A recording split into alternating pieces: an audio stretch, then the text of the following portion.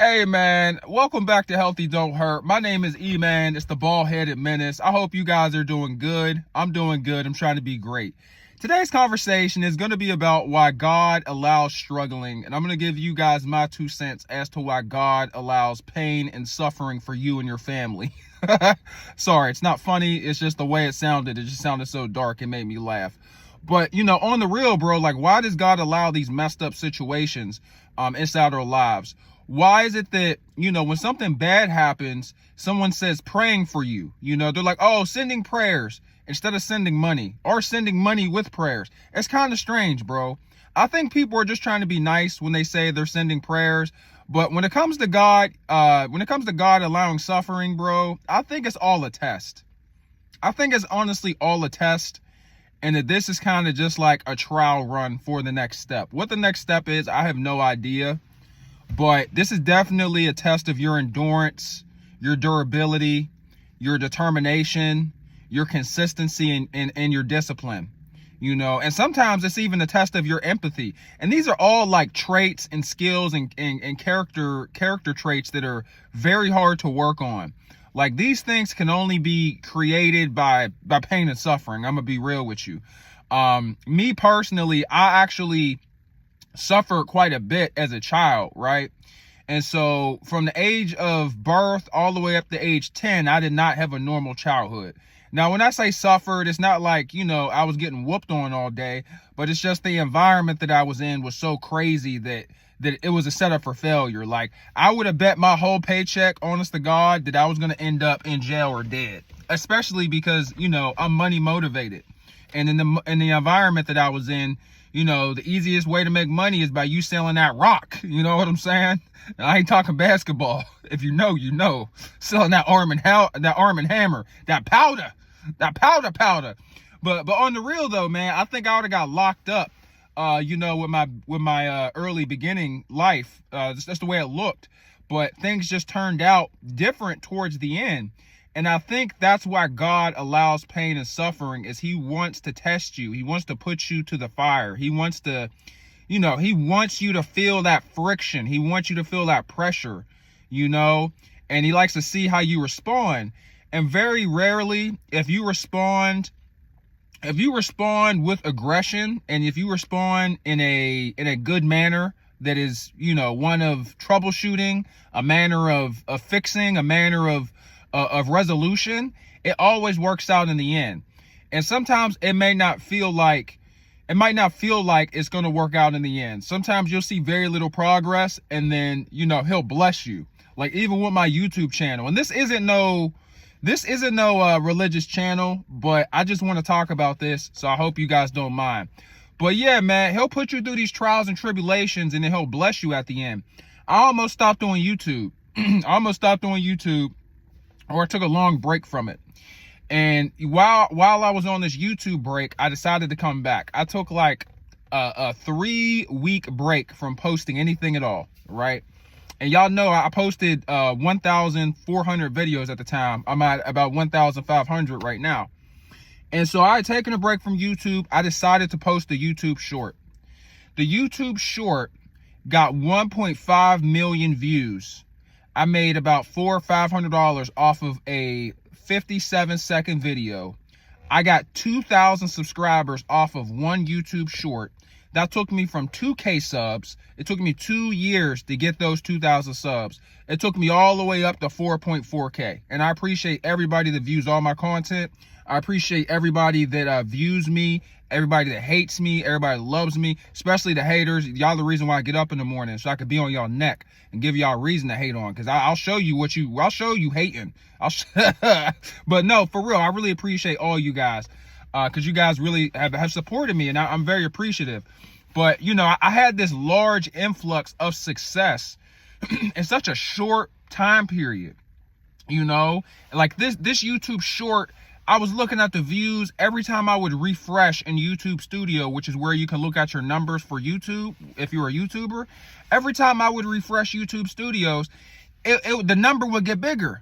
It would be like 20,000 people have watched your short in an hour, 30,000, 40,000. It was unbelievable. It was like I hit the lottery. And sometimes, in my life at least, That happens. That happens in my career. That happens with my professional career, my YouTube career, as a father, as a man in general, bro. I will be working on something endlessly, tirelessly, with zero progress. I will have dick to show for it. And then I'll wake up one day and it's just like, boom, you know, it just takes off. Kind of like Bitcoin, you know? I didn't invest in Bitcoin, so don't think that I'm rich. I ain't rich yet, so hit that like and sub button for your boy. But my whole point is that it explodes after years of waiting. You know, it gives you a good return on your investment, you know, months, sometimes years after years of hard work. You know, it just takes time to develop. It takes time to grow, and we just don't always see the growth. And I kind of think that's why we're here on this planet, is so we can grow. Some of us are some of us are born rich, some of us are born poor, but at the end of the day, we all have struggles, and we all have got to grow in some way, shape, or form. And that growth is going to be extremely uncomfortable. So in my personal opinion, I think this is why God allows you to suffer, why God allows me to suffer. Sometimes I think to myself, bro, why is God doing this to me? I actually gave up on God 2 years ago for 5 days. I've had God in my life and this is not a religious channel. This is just me being vulnerable and transparent. So y'all can get to know me a little bit more. I gave up on God for 5 days, and it was the hardest days of my life. I knew God existed. I just didn't think he was here for me, because he had me so effed up in my life. I felt like he allowed all of this bad stuff to happen to me. I was like, there's no way God exists. There's no way my God would have me this messed up out here in these streets. I wasn't smoking crack or nothing. I just had a series of unfortunate events that had me on some dark, depressing times. And, you know, I still kind of struggle with it to this day, but not nearly as bad as 2 years ago. And so, yeah, man, I was like, there's no way God is looking out for me, you know, with this stuff going on in my life. Like, he clearly left me, you know, and yeah, man, I went to church, bro. I went to church, and my girl, I normally don't go to church. And this is around the same time that I was feeling this way, and I gave up on God. And my girl would go to church. She would try to get me to go to church. I would say no.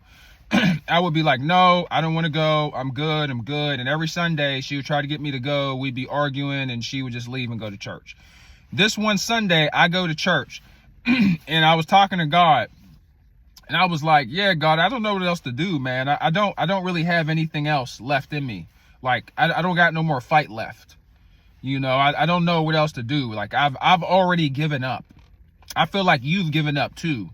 And I don't know what my next move is going to be, you know? And I prayed, and I remember the pastor was on the stage, and he was walking back and forth, and like, he was speaking, but I couldn't hear him. It was really weird. Like, it was like, like, you know, it was like real muffled, even though it was very clear. We have very nice speakers in our cathedral. And so he was talking, and I wasn't really paying attention to the message. And then I continued to ask God. I was like, what do I do? I was just asking him, what do I do? What do I do? What do I do? What do I do? What do I do? And then I had a feeling that came over me. It wasn't a voice, although sometimes you have a feeling. Like, I believe God comes in contact with people.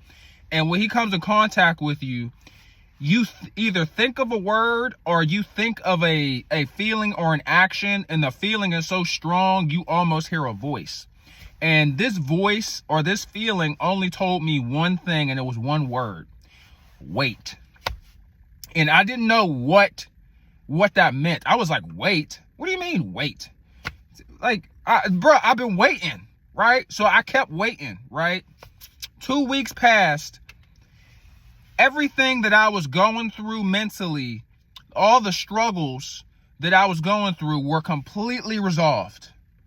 Now, I had to do the work. It's not like somebody came and knocked on my door, but I was struggling in life to break through a financial barrier, to break through a career barrier, to break through a life barrier.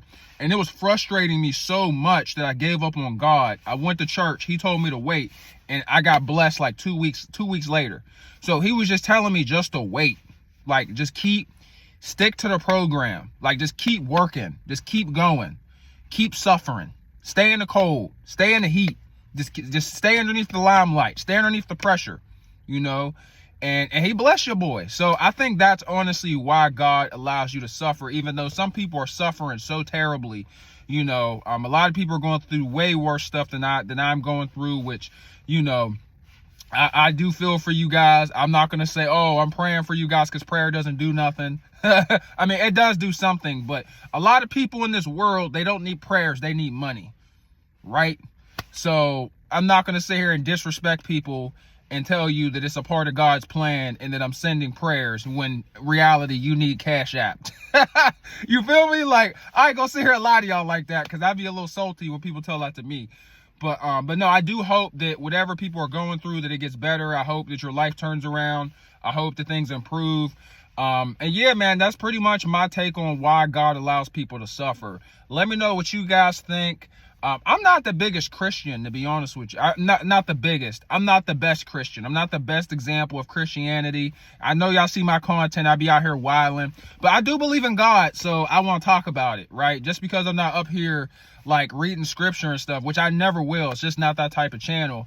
And I know some people are going to be like, why not? What's wrong with that? I have a channel that I got to entertain, all right? Nobody wants to hear me flip to John 10:15 or Luke 12:10. You know, nobody's trying to watch all that. And it's just, yeah, it's just not the play. So, but yeah, man, hopefully you guys have a good day. Take care, man. This is just my 2 cents and my viewpoint. I'll holler at y'all later. Peace.